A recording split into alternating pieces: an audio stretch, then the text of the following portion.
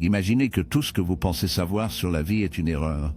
Pas une petite erreur, pas un simple malentendu, mais une erreur irréversible cosmique fondamentale. Maintenant, arrêtez-vous et réfléchissez. Je ne suis pas là pour vous vendre une vérité absolue. Il n'y a pas de vérité absolue. Je suis ici pour partager avec vous une vision, une perspective qui remet en question les fondements même de ce que nous comprenons comme l'existence. Ce que vous en faites, comment vous l'interprétez, dépend entièrement de vous. Ne cherchez pas des réponses faciles car il n'y en a pas ici. Ne cherchez pas le réconfort car ce n'est pas un refuge pour les âmes sensibles. Ce que vous êtes sur le point d'entendre n'est pas destiné à vous plaire ni à vous réconforter. C'est juste une idée qui peut rester avec vous ou s'estomper comme de la fumée. Mais une fois que vous l'avez entendu, vous ne le verrez plus jamais de la même manière. Maintenant, dites-moi, avez-vous déjà senti que la vie n'a pas de sens ? Je ne parle pas d'une mauvaise séquence, je ne parle pas d'un moment de tristesse, je parle d'un sentiment persistant, d'un écho dans votre esprit qui murmure que tout ce que vous faites, tout ce que vous construisez, tout ce que vous aimez est destiné à disparaître. Non, je ne parle pas de pessimisme bon marché, je ne parle pas de reddition, je parle de quelque chose de beaucoup plus grand, beaucoup plus âgé que vous ou moi, une vision qui défie des siècles de pensée humaine, qui ne cherche pas à vous sauver, ni à vous convaincre qu'il y a quelque chose au-delà. Ce n'est pas une idéologie, ce n'est pas un dogme, c'est simplement une possibilité, une hypothèse sur la signification ou son manque dans notre existence. Pensez-y. Et si Dieu existait autrefois, mais pas de la façon dont vous avez été enseigné? Et si son plus grand acte de création n'était pas la vie, mais sa propre destruction? Et si tout ce que nous savons, vous, moi, cet univers en expansion, n'est rien de plus que les fragments dispersés d'un être qui a choisi de cesser d'exister? Et si la vie n'est pas une manifestation de sa volonté, mais l'écho de sa disparition? Ce que vous entendez n'est pas un appel au vide, ce n'est pas un message de désespoir. C'est une perspective, un objectif à travers lequel vous pouviez voir le monde d'une manière différente.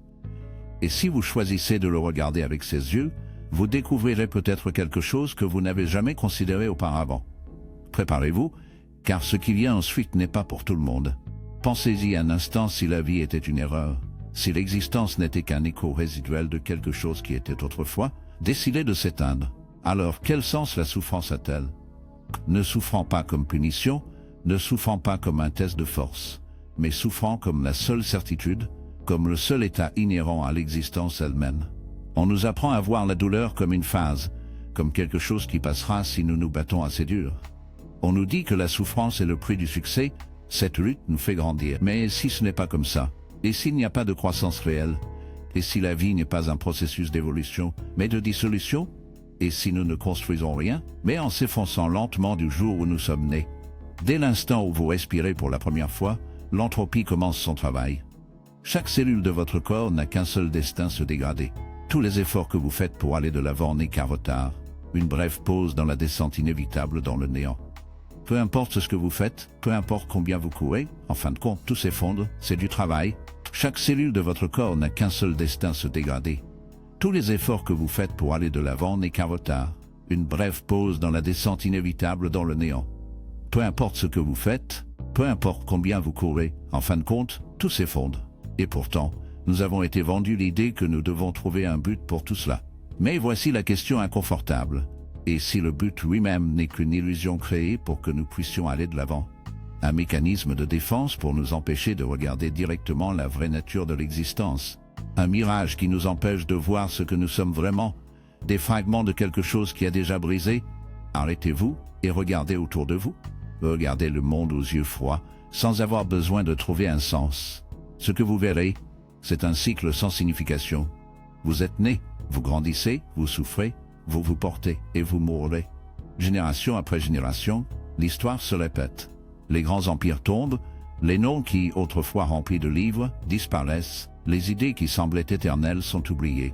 Et la même chose se produira avec vous. Peu importe combien vous construisez, peu importe combien vous laissez derrière vous, tout sera réduit à la poussière.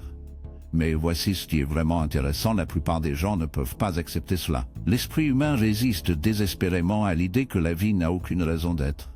Nous croyons aux histoires, aux promesses de transcendance, aux significations cachées. Nous inventons les dieux, les idéaux, les missions afin de ne pas accepter l'évidence. Mais que se passerait-il si, un instant, nous lâchons le besoin de but? Que se passerait-il si nous acceptions simplement l'existence pour ce que c'est? Si nous avons compris qu'il n'y a pas de destin glorieux qui nous attend, seulement la fin inévitable, il ne s'agit pas de désespoir ni de pessimisme, il s'agit de voir la réalité telle qu'elle est, sans embellissement, sans distraction.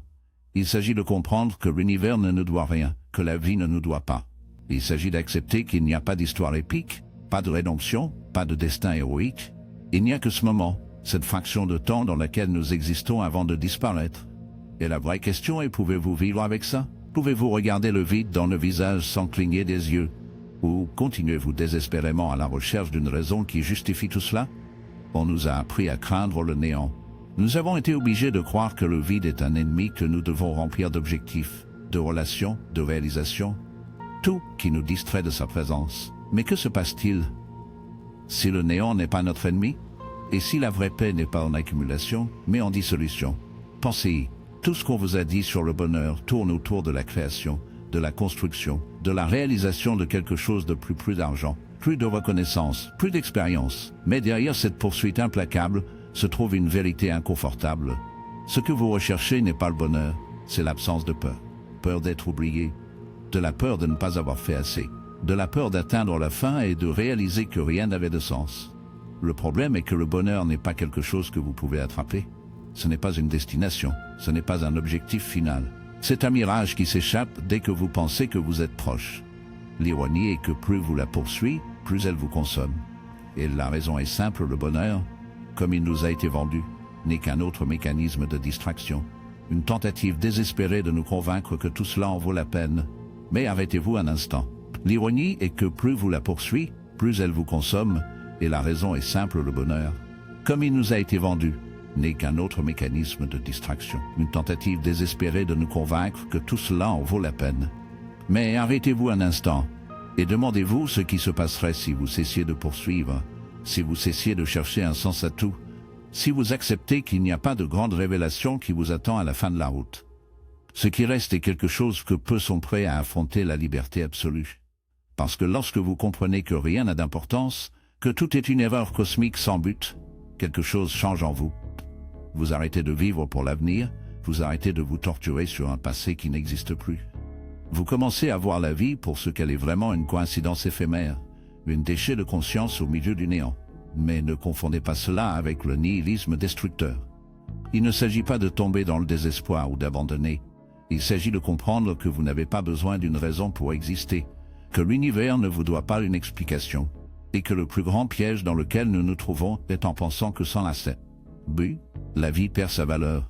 Rien ne pourrait être plus éloigné de la vérité, car lorsque vous arrêtez de chercher un sens dans l'extérieur, vous vous rendez compte que la seule façon de vivre l'existence est de la plus pure liberté, sans les entraves de l'égat devrait être lieu, sans la pression de quitter un héritage, sans le fardeau d'un but imposé.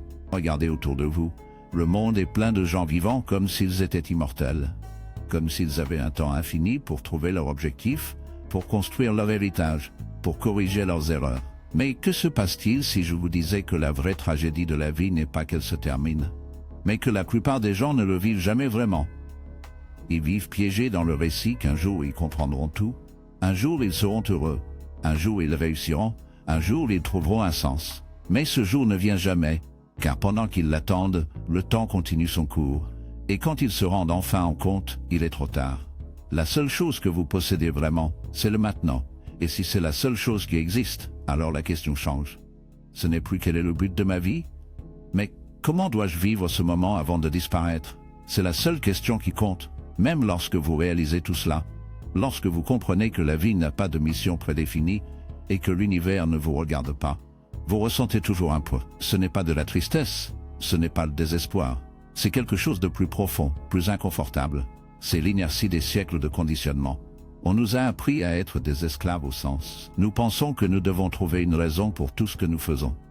Nous croyons que sans pourquoi, mais que se passe-t-il si cette obsession du sens est ce qui nous maintient piégés dans une roue de souffrance? Regardez les moments où vous vous êtes vraiment senti libre, pas ceux où vous avez accompli quelque chose d'important, pas ceux où les autres vous ont applaudi, mais ces moments purs où vous avez tout oublié, lorsque vous avez ressenti le vent sur votre visage sans réfléchir à ce qui va ensuite, lorsque vous étiez dans un endroit inconnu, sans vous demander si vous étiez où vous devriez être, lorsque vous avez ri sans réfléchir à la raison pour laquelle vous riez. Ces moments ont quelque chose en commun, ce sont des moments où la pensée s'arrête. Voyez votre visage sans penser à ce qui va suivre.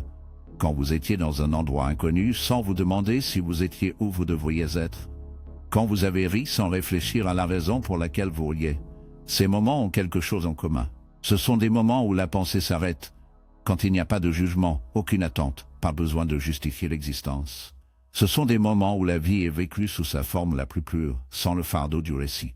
Et si vous y réfléchissez, ce sont les seuls moments réels, parce que tout le reste est une histoire que vous vous racontez. La peur, l'anxiété, la culpabilité ne sont rien de plus que le résultat de l'interprétation de la vie, comme s'il s'agissait d'un livre avec une fin prévisible. Mais la réalité est qu'il n'y a pas de script, il n'y a pas d'intrigue cachée dont vous avez besoin pour déchiffrer, il n'y a pas de troisième acte qui donne un sens à tout. Il n'y a que cela, ce moment, puis il disparaît. Mais l'esprit humain ne peut pas gérer l'incertitude. Il doit penser qu'il y a un destin, qu'il y a une bonne voie, que tout ce qui se passe fait partie d'un grand plan, car accepter le contraire serait trop terrifiant. Accepter qu'il n'y a pas de justice, qu'il n'y a pas d'équilibre, qu'il n'y a aucune garantie que tout se terminera bien, est la chose la plus difficile de toutes. C'est pourquoi lorsque nous sommes confrontés à l'idée que la vie est une erreur, la réaction instinctive est de résister, de dire qu'elle ne peut pas être. Il doit y avoir quelque chose, cela doit signifier quelque chose. Mais vous êtes-vous déjà demandé pourquoi nous ressentons ce besoin? Pourquoi ne pouvons-nous pas simplement accepter ce qui est sans l'embellir d'une histoire? C'est parce que le vide est insupportable pour un esprit qui s'est habitué à l'illusion du but. Mais voici la chose curieuse lorsque vous cessez de le craindre. Quand au lieu de vous enfuir, vous choisissez de y faire face, vous vous rendez compte que ce n'est pas un ennemi, c'est une toile vierge. L'absence de sens n'est pas une condamnation, c'est une liberté.